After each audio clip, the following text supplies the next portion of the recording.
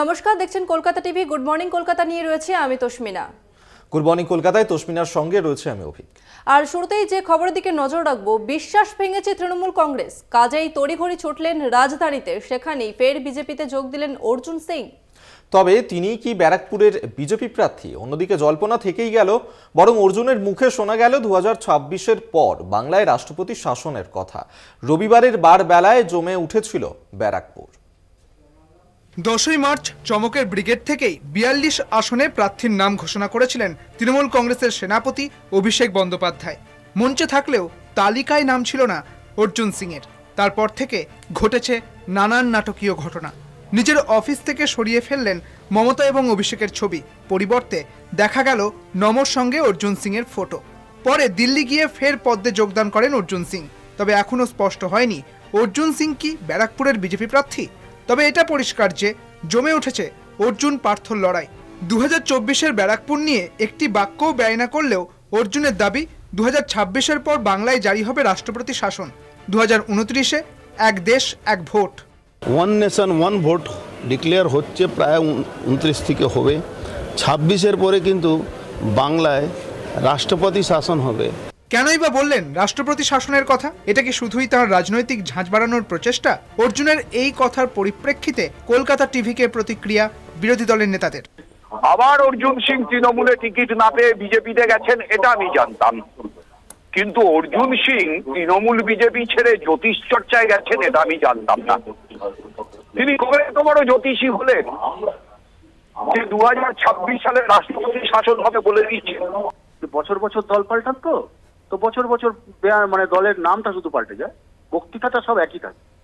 তৃণমূল দল কার্যত যে কাজ করছে তাতে মানুষ ওকে ছুঁড়ে ফেলে দেবে গণতান্ত্রিক পদ্ধতিতে।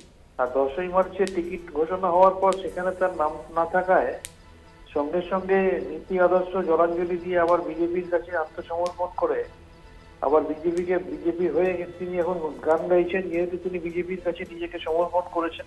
অর্জুনের বিজেপির প্রার্থী হওয়ার জল্পনার মাঝেই রবিবাসরীয় প্রচারে বেরিয়ে জগদ্দল বিধানসভায় গিয়েছিলেন ব্যারাকপুর লোকসভা কেন্দ্রের তৃণমূল কংগ্রেসের প্রার্থী পার্থ ভৌমিক। রবিবার জগদ্দল বিধানসভার 40 জন বিজেপি কর্মী তারা বিজেপি ছেড়ে তৃণমূল কংগ্রেসে যোগ দেন। এই প্রসঙ্গে পার্থ বলেন, আমার বন্ধু অর্জুন সিং বিজেপির প্রার্থী হলে ব্যারাকপুরে বিজেপি করার লোক থাকবে না। আমি চাই যদি আমার বন্ধু বিজেপির ক্যান্ডিডেট হয়, বিজেপি করার লোক আর ইসে থাকবে না ব্যারাকপুরে, সব চলে আসবে। অন্যদিকে ব্যারাকপুর লোকসভা কেন্দ্রের সম্ভাব্য বিজেপি প্রার্থী অর্জুন সিংয়ের দেওয়াল লিখতে গিয়ে তৃণমূল আশ্রিত দুষ্কৃতীদের হাতে আক্রান্ত হন বিজেপি কর্মী বাবলু মণ্ডল। অভিযোগ অর্জুন সিংয়ের। আহত কর্মীকে দেখতে হাসপাতালে যান অর্জুন। কর্মীর কোনো দোষ নেই, তৃণমূলে কোনো কর্মী এইসব মধ্যে থাকে না। তৃণমূল মদতপুষ্ট যে গুন্ডা যারা পুলিশকে সঙ্গে নিয়ে এইসব কাজ করছে, তারাই এই অপরাধ করছে। সেই অপরাধীরা কিন্তু তবে অভিমানী অর্জুন আর তাঁর পদ্মপ্রার্থী হওয়ার জল্পনার মাঝেই অর্জুন পার্থর রাজনৈতিক লড়াই আরও বেশি করে জমে উঠল যখন অর্জুন সিং চ্যালেঞ্জ করে জানালেন তৃণমূলের লোককে বিজেপি বানিয়ে জয়েন করাচ্ছে পার্থ ভৌমিক। এরকম দুঃখের দিন আমার আসেনি, আমি চ্যালেঞ্জ নিলাম, নৈহাটিতে হারবে পার্থ ভৌমিক। আমি তো নাটকবাজ না, নাটকও করি না। তৃণমূলের লোককে বিজেপি বানিয়ে তাকে জয়েন করাতে হয়েছে, এর থেকে দুঃখ ব্যাপার কি আছে? আপনি ওয়েট করুন, নৈহাটিতেও হারবে, হাজার হাজার তৃণমূল কর্মী বিজেপিতে আসবে। এক কথায় রবিবারের বারবেলায় জমে উঠল ব্যারাকপুরের লড়াই। শুভজিৎ সিং এবং জয়ন্ত মজুমদারের রিপোর্ট, কলকাতা টিভি।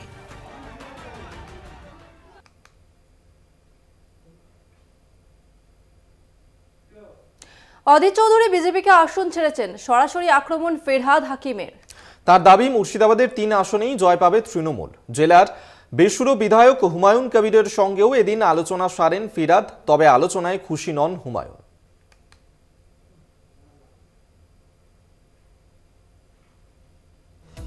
নির্বাচনের দিন ঘোষণা হতেই জেলায় জেলায় প্রচারের পাশাপাশি কর্মী সভাও জারি রেখেছে রাজনৈতিক দলগুলি।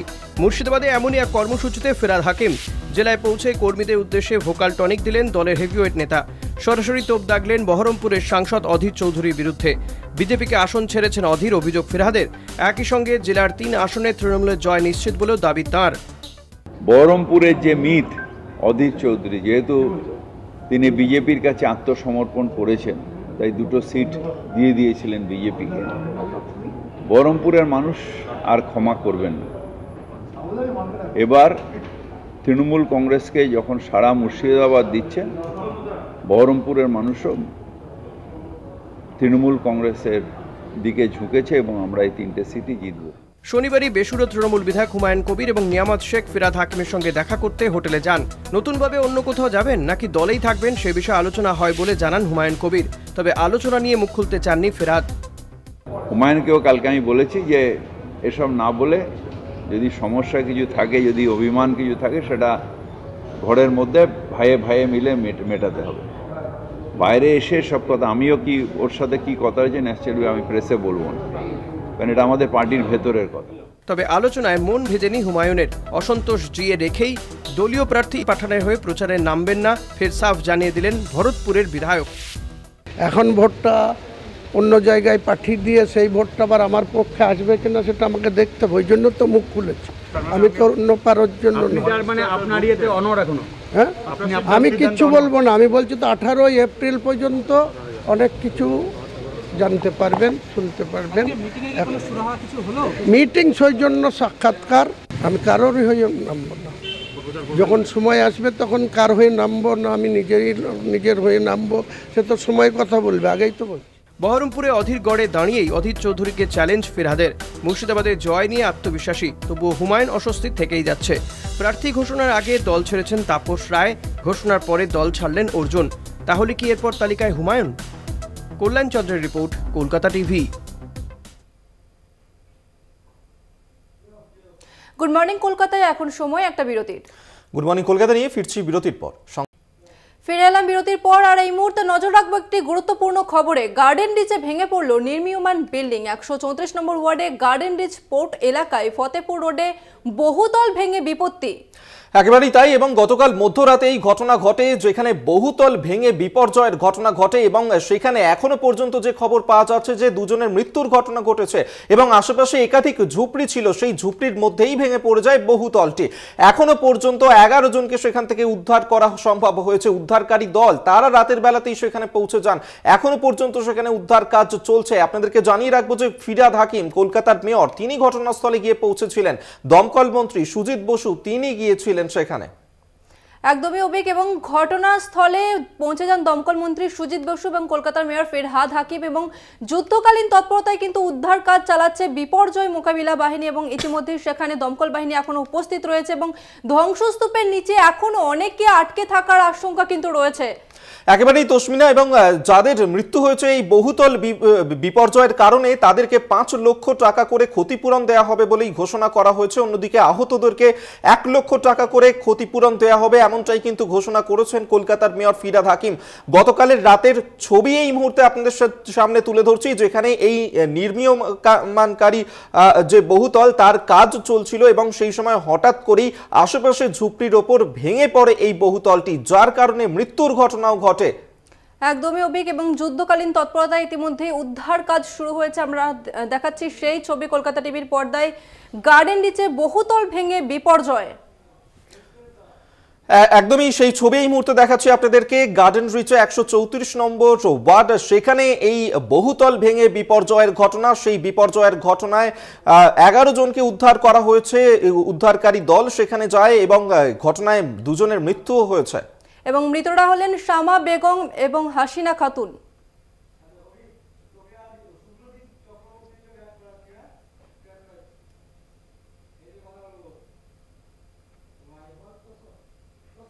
আমরা এনে সরাসরি কথা বলবো। শুভ্রজিৎ চক্রবর্তী এই মুহূর্তে আমাদের সঙ্গে রয়েছেন প্রতিনিধি। শুভ্রজিৎ, গতকালের যে ঘটনা আমরা দেখলাম, যে বহুতল ভেঙে যে বিপর্যয়ের ঘটনা, যার কারণে 2 জনের মৃত্যু পর্যন্ত হলো, এখনো পর্যন্ত কি আপডেট পাচ্ছ, কি অবস্থা সেখানে, আরো কাদেরকে উদ্ধার করা সম্ভব হয়েছে, এখনো পর্যন্ত কি কেউ আটকে রয়েছেন সেখানে?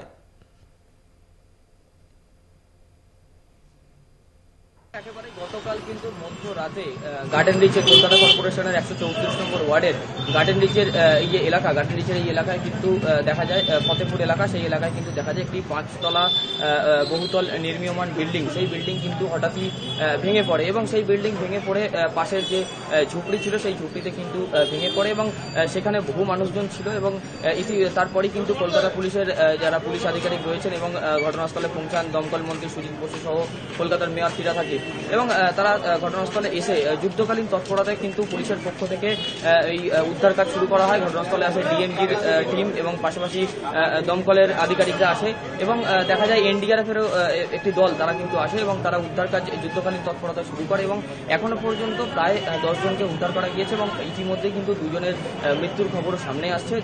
দুই মহিলা তাদের কিন্তু মৃত্যু হয়েছে এবং এখনো পর্যন্ত উদ্ধার কাজ কিন্তু শুভজিৎ উদ্ধার কাজ তো চলছে, কিন্তু এই যেভাবে বহুতল ভেঙে 2 জনের মৃত্যু হলো, 11 জন আহত উদ্ধার হয়েছেন, আহত হয়েছেন বেশ কয়েকজন, কিন্তু এর গাফিলতি কার দায়ে এই ধরনের ঘটনা? দেখো একেবারে কিন্তু ঘিঞ্জি এলাকা ছিল, সেই এলাকাতেই কিন্তু এই যে 5তলা বিল্ডিং সেই বিল্ডিং ছিল, যার কারণে কিন্তু দমকল কর্মী থেকে শুরু করে যারা উদ্ধার কাজ চালাচ্ছেন তাদের কিন্তু যথেষ্ট বেগ পেতে হয়। তবে এই এলাকায় কিভাবে, এই ঘিঞ্জি এলাকায় কিভাবে কিন্তু একটি 5তলা বিল্ডিং উঠলো সেই নিয়েও কিন্তু প্রশ্নচিহ্ন থেকেই যাচ্ছে, প্রশ্ন উঠছে এবং এটা কি অবৈধভাবে তৈরি করা হচ্ছিল সেখানে এই বহুতলটা? করা হয় যে এই বিল্ডিং একেবারে কলকাতার মেয়রকে কিন্তু সেই প্রশ্ন করা হয় এবং তিনি বলেন যে এই বিষয়ে খতিয়ে দেখা হবে, আগে উদ্ধার কাজ চালানো হোক, তারপরেই কিন্তু সেই সমস্ত বিষয় বিল্ডিংটি অবৈধভাবে তৈরি হচ্ছিল কিনা, ঠিকঠাক নিয়ম মানা হচ্ছিল কিনা সেই সমস্ত বিষয় কিন্তু কলকাতা কর্পোরেশনের তরফ থেকে খতিয়ে দেখা হবে বলে তিনি আশ্বাস দেন। একেবারে সুব্রজিৎ, তুমি আমাদের সঙ্গে থাকো, আমরা সেই ছবি আপনাদেরকে দেখাচ্ছি। গতকাল রাতের যে মুহূর্তে এই ঘটনা ঘটে এবং বহুতল ভেঙে বিপর্যয়ের ঘটনা, আশেপাশে ঝুপড়ির মধ্যে ভেঙে পড়ে বহুতলটি, যার কারণে সেখানে এখনো পর্যন্ত 11 জনকে উদ্ধার করা গেছে। মর্মান্তিক দুর্ঘটনায় মৃত্যু হয়েছে 2 জনের। উদ্ধারকারী দল তারা ঘটনাস্থলে যান।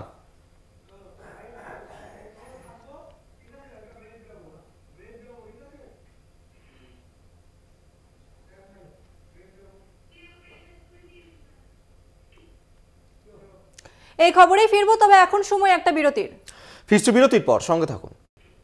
ফিরলাম বিরতির পর। তবে যে খবরে নজর রেখেছিলাম, গার্ডেন রিচে ভেঙে পড়লো বহুতল নির্মীয়মান বিল্ডিং এবং 134 নম্বর ওয়ার্ডে গার্ডেন রিচ পোর্ট এলাকায় ফতেপুর রোডে বহুতল ভেঙে বিপত্তি এবং ঘটনাস্থলে যুদ্ধকালীন তৎপরতায় শুরু হয়েছে উদ্ধার কাজ এবং দমকল মন্ত্রী সুজিত বসু এবং কলকাতার মেয়র ফিরহাদ হাকিম তারা কিন্তু উপস্থিত ছিলেন। এই প্রসঙ্গে মেয়র ফিরহাদ হাকিম তিনি কি বলেছেন শোনাবো আপনাদের।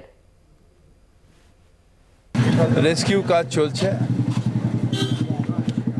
কেটে কেটে বার করা হয়েছে, 2 জন মারা গেছে। এখন আশা করছি যে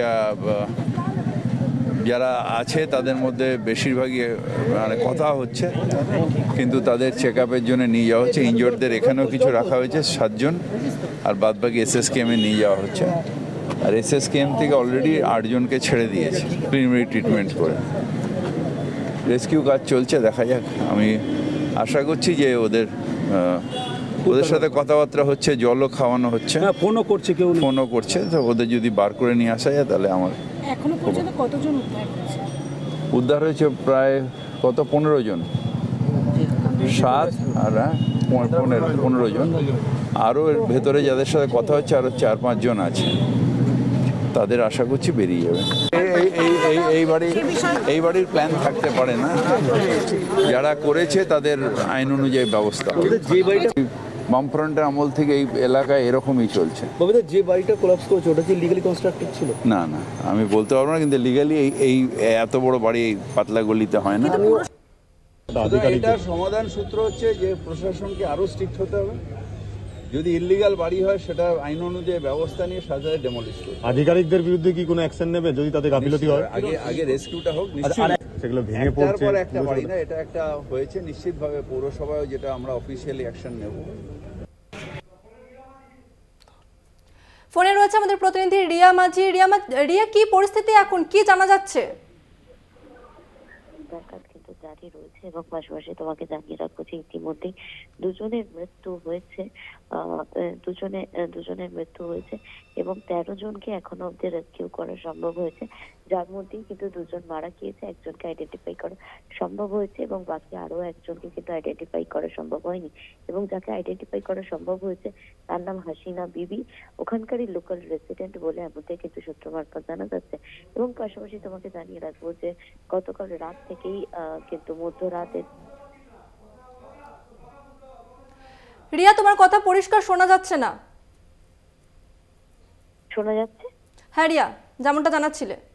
দেখো, রাজ্যের 2 মন্ত্রী গতকাল রাত থেকেই কিন্তু, যখন থেকে মধ্যরাতে এই ঘটনা ঘটে তখন থেকেই তারা দুজন ছিলেন এবং আজকে কিছুক্ষণ আগেই ফিরহাদ হাকিম তিনি ঘোষণা করেছেন যে যাদের মৃত্যু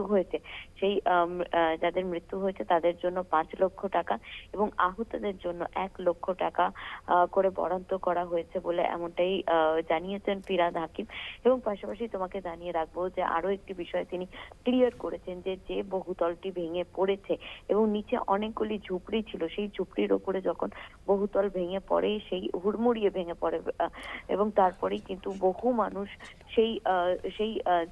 যে বহুতলের নিচে যে চাঙড় ভেঙে পড়েছে তার নিচে কিন্তু চাপা পড়ে যায় এবং ইতিমধ্যেই সেই রেস্কিউয়ের যে কাজ সেগুলো কিন্তু জারি রয়েছে এবং সেই কারণের জন্য এনডিআরএফ টিম নামানো হয়েছে, ডিএমজি টিম নামানো হয়েছে এবং পুলিশের উচ্চপদস্থ কর্তারা ঘটনাস্থলে রয়েছেন এবং তারা পুরো বিষয়টা খতিয়ে দেখছেন। তাদের তদারকিতেই কিন্তু এনডিআরএফ, ডিএমজি, ফায়ারের যারা রয়েছেন তারা কাজ করছেন, ফায়ারের কর্মীরা। তবে এখনো অব্দি তোমাকে জানিয়ে রাখবো যে এখনো অব্দি যে 13 জনকে রেস্কিউ করা হয়েছে তার মধ্যে 2 জনের মৃত্যু হয়েছে এবং বাকি যারা অনেকেই কিন্তু গুরুতর আহত অবস্থায় হসপিটালে ভর্তি রয়েছে।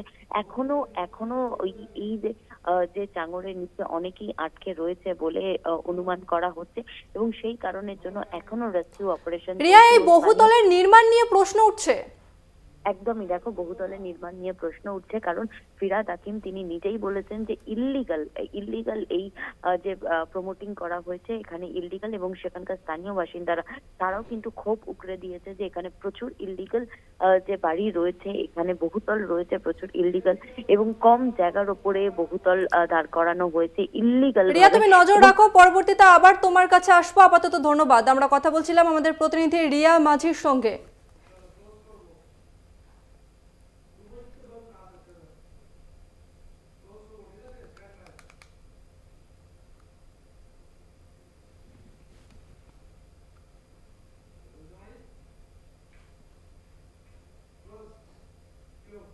গুড মর্নিং কলকাতা এখন এই পর্যন্তই। দেখতে থাকুন কলকাতা টিভি, রাত দিন 7 দিন।